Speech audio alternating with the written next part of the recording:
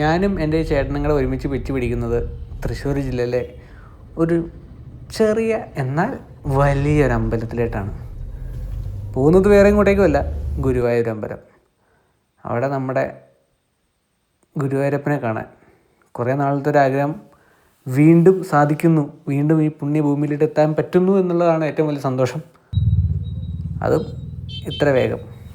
നമ്മളിപ്പോൾ ഗുരുവായൂർ അമ്പലത്തിലായിട്ട് പോയിക്കൊണ്ടിരിക്കുക. സ്ഥലം നല്ല ബ്ലോക്കും കൂടെയാണ്. ഇതിപ്പോൾ നമ്മൾ വന്ന വഴിക്ക് റിട്ടേൺ വീണ്ടും കയറി പോവുക.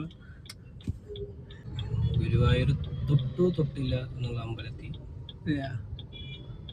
അമ്പലത്തിൻ്റെ നടയുടെ ഫ്രണ്ടിൽ എത്തിയിരിക്കുന്നു. വണ്ടി വിടാൻ പറ്റില്ല. വണ്ടി ഇടാൻ വേറെ വഴി കണ്ടുപിടിച്ചേ പറ്റും. പാർക്കിങ്ങിന് വേണ്ടിയുള്ള യാത്ര. ജീവിതത്തിൽ നല്ല നല്ല മൊമെൻറ്റ്സും നല്ല നല്ല കാര്യങ്ങളും എൻ്റെ ലൈഫിൽ എനിക്ക് തന്ന ഒരമ്പലമാണ് ഗുരുവായൂരമ്പലം. ഇവിടെ എത്തുമ്പോൾ എനിക്ക് എല്ലാ ദിവസവും സ്പെഷ്യലാണ്. ഗുരുവായൂരപ്പനെ കാണാൻ ചുമ്മാ നമുക്ക് ചെല്ലാൻ പറ്റത്തില്ല. കാരണം എന്നാണെന്നറിയോ, അകത്തിരിക്കുന്ന ആൾ നമ്മളെന്താ കൊണ്ടുവരുന്നേ എന്ന് നോക്കിക്കൊണ്ടിരിക്കുന്ന ഒരു കുഞ്ഞു ചെറുക്കനാണ്. ശരിക്കും കുഞ്ഞു ചെറുക്കനല്ല കേട്ടോ, നമ്മുടെ മഹാവിഷ്ണുവിൻ്റെ ഒരു പ്രതിഷ്ഠയാണ്. ചതുർബാഹുവായിട്ടുള്ള മഹാവിഷ്ണുവിൻ്റെ പ്രതിഷ്ഠയാണ് ഗുരുവായൂരുള്ളത്. പക്ഷേ കാണുന്ന നമ്മൾക്ക് ഗുരുവായൂരപ്പൻ ഉണ്ണിക്കണ്ണനാണ്. കാരണം എന്നാണെന്നറിയോ, പൂന്താനം തിരുമേനി എൻ്റെ ഉണ്ണി എന്ന് പറഞ്ഞ് വിളിച്ച് ഇനി എനിക്ക് നീയാണ് എൻ്റെ ഉണ്ണി എന്ന് പറയുന്ന ആ ഒരു സന്ദർഭം മുതലാണ് നമുക്ക് ഗുരുവായൂർ ഉണ്ണിയായത്. ആ ഉണ്ണീനെ കാണാൻ ചെല്ലുമ്പോൾ മയിൽപ്പീലി കൊടുക്കണം വേണ്ടേ? പക്ഷെ ഞാൻ ഈ മയിൽപ്പീലി കൊടുത്തത് വേറൊന്നിനുമല്ല, എൻ്റെ ഒരു നല്ല കാര്യം, എനിക്ക് വേണ്ടപ്പെട്ടൊരു കാര്യം എനിക്ക് ഗുരുവായൂരപ്പൻ സാധിച്ചു തന്നു. അതിന് എൻ്റെ ഒരു ഗിഫ്റ്റാണ് ശരിക്കും ഈ മയിൽപ്പീലി. അത് കൊണ്ടുപോയി അവിടെ കൊണ്ട് സമർപ്പിച്ചപ്പോൾ കിട്ടിയൊരു സന്തോഷം, അൺഇമാജിനബിൾ സന്തോഷം എന്ന് വെച്ചാൽ നല്ല സന്തോഷമായിരുന്നു. അങ്ങനെ അമ്പലത്തിൽ കുറേ നേരം നടന്നു.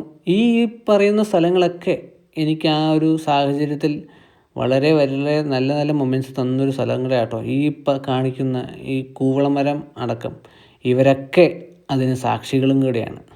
നന്ദി എന്ന് മാത്രമേ പറയാനുള്ളൂ. എൻ്റെ കൂടെ നിന്നതിന്, ഇനിയും ഇപ്പോഴും എൻ്റെ കൂടെ നിൽക്കുന്നതിന് അതിനും നന്ദി കൃഷ്ണ.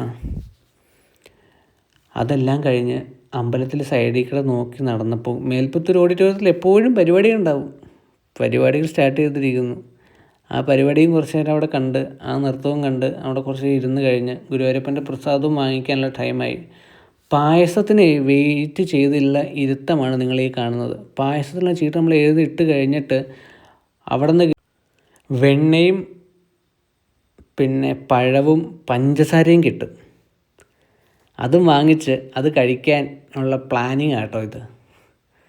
അത് കഴിക്കുന്ന വീഡിയോ എനിക്ക് എടുക്കാൻ പറ്റിയില്ല, കാരണം അത്രയും വിശപ്പുണ്ടായിരുന്നു. ഇനി അടുത്തൊരു വീഡിയോ ആയിട്ട് വരാം. അതുവരെ ബൈ, കാണാട്ടോ.